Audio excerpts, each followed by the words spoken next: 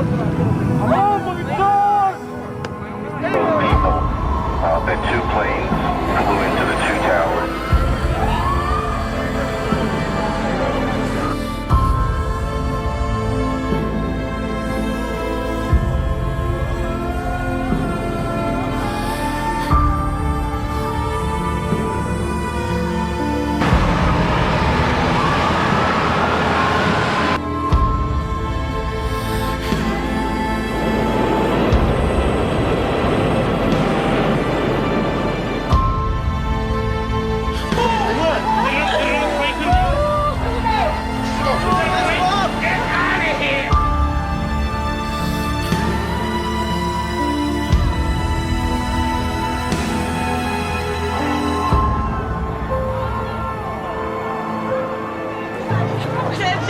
Be advised, the North Tower is down. All personnel be advised, the North Tower is down.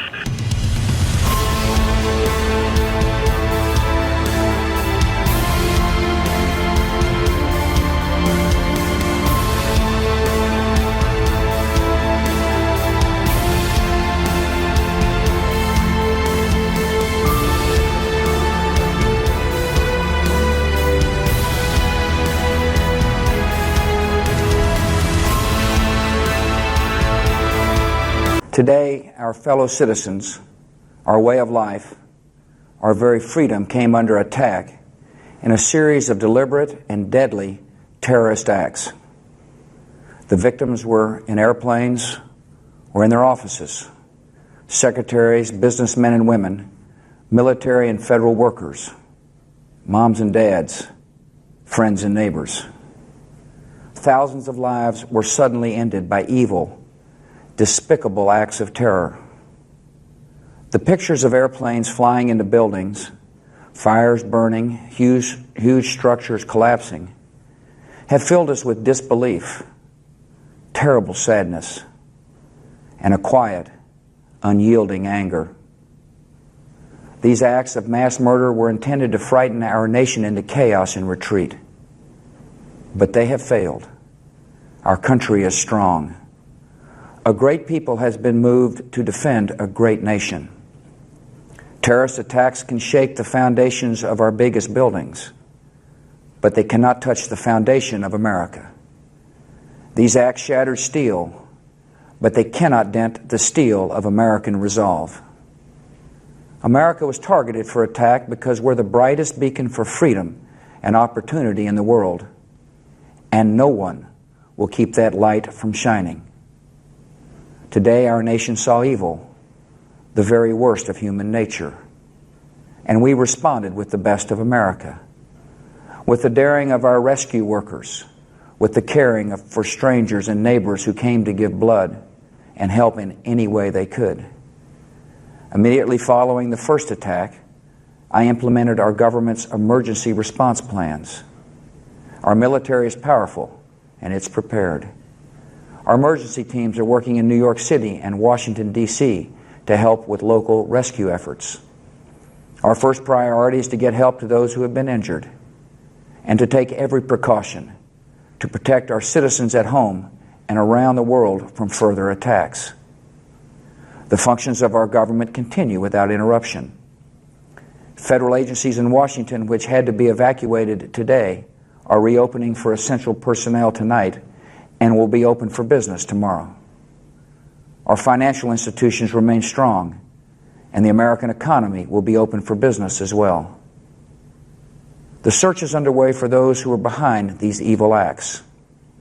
I've directed the full resources of our intelligence and law enforcement communities to find those responsible and to bring them to justice.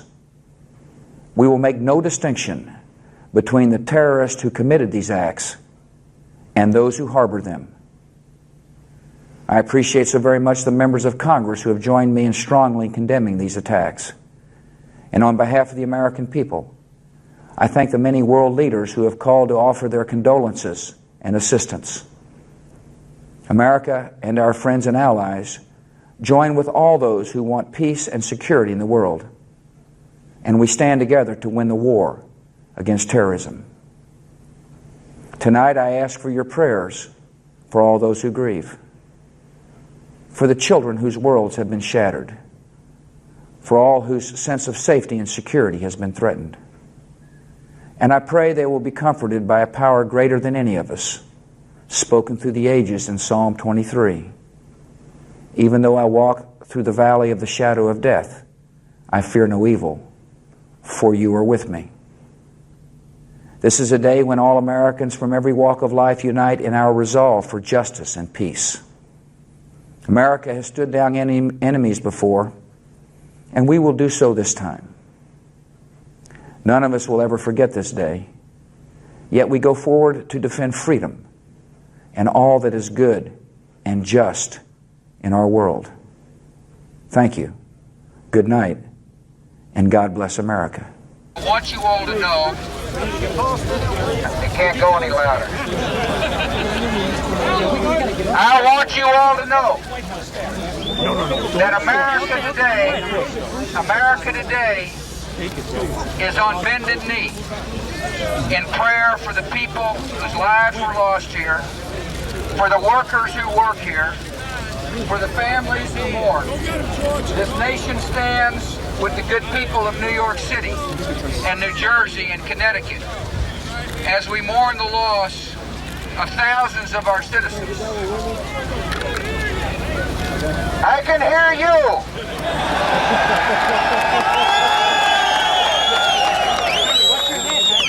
I can hear you. The rest of the world hears you. And the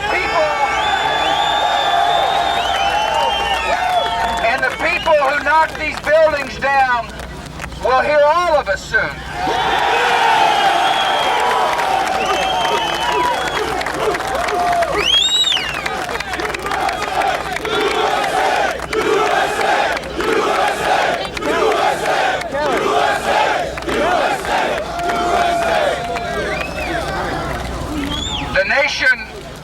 The nation sends its love and compassion to everybody who is here. Thank you for your hard work. Thank you for making the nation proud. And may God bless America.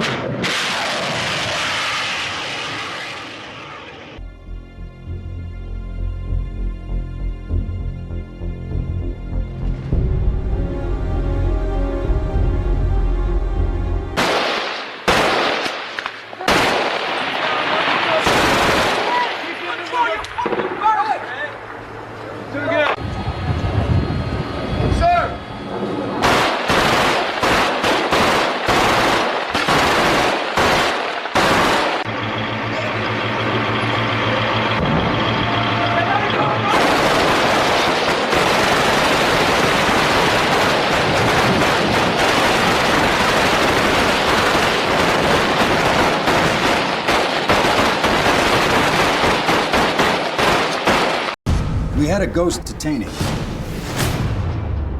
A known Al-Qaeda courier. Lead us to the suspected location of a high-value target. The HVT is in a walled compound, and DC wants us to put an immediate action plan in place. There are armed military-age males in the compound. Analysts have, on several occasions, recognized the man who appears taller than the rest.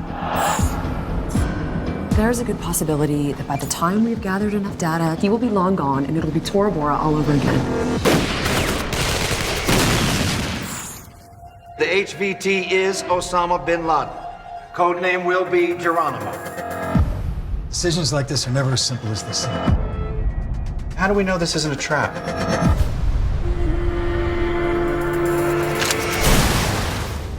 We're gonna need a backup plan, maybe two.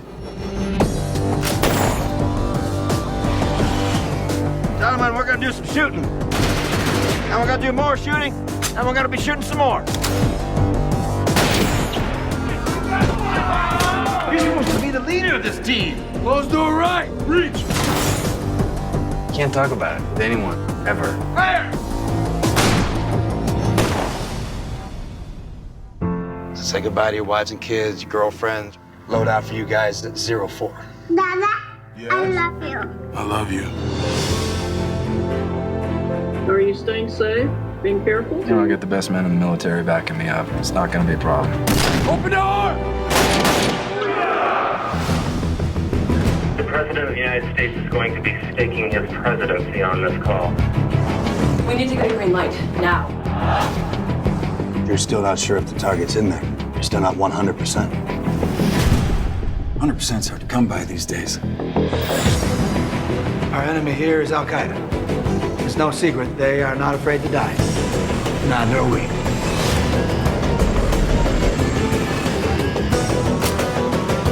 $9 Jump in. Paki air defenses are neutralized.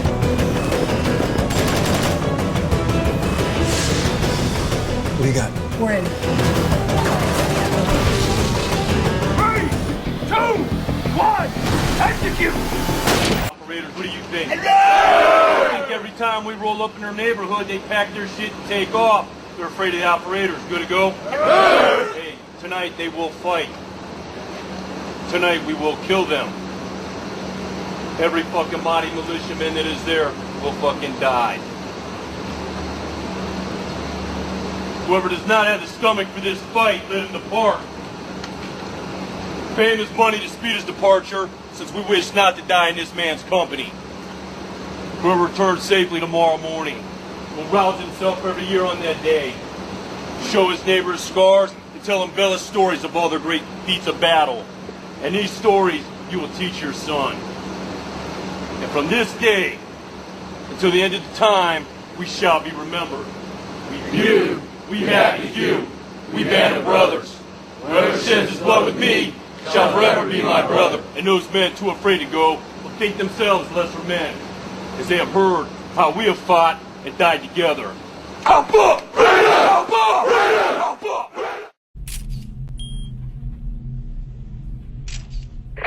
This is Red 02. Geronimo. For God and country.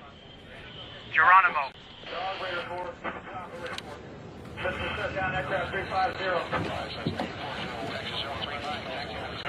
All stations, target secure. Target secure. Roger, copy that. Target secure.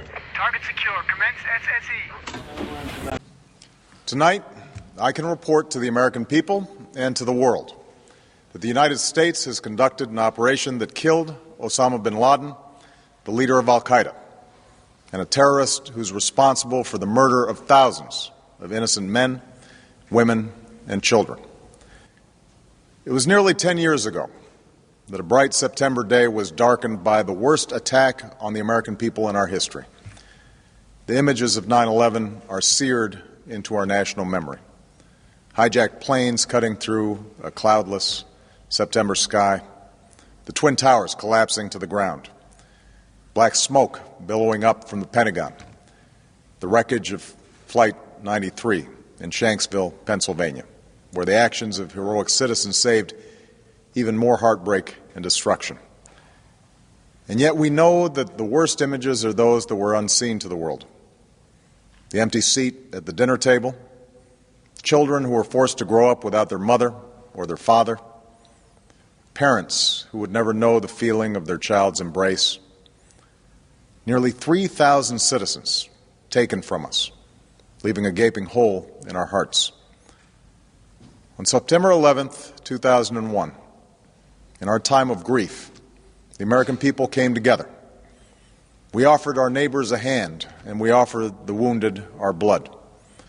We reaffirmed our ties to each other and our love of community and country. On that day, no matter where we came from, what God we prayed to, or what race or ethnicity we were united as one American family.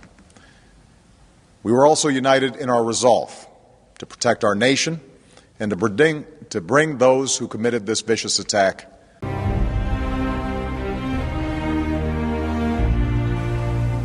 this is a very different administration than the United States has had in the past.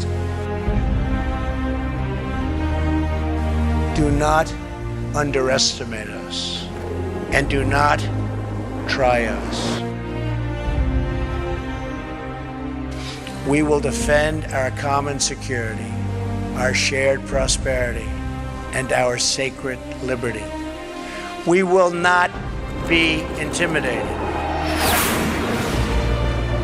America does not seek conflict or confrontation, but we will never run from it. If the righteous many do not confront the wicked few, then evil will triumph. Anyone who doubts the strength or determination of the United States should look to our past, and you will doubt it no longer. History is filled with discarded regimes that have foolishly tested America's resolve. We will not permit America or our allies to be blackmailed or attacked. We will not allow American cities to be threatened with destruction.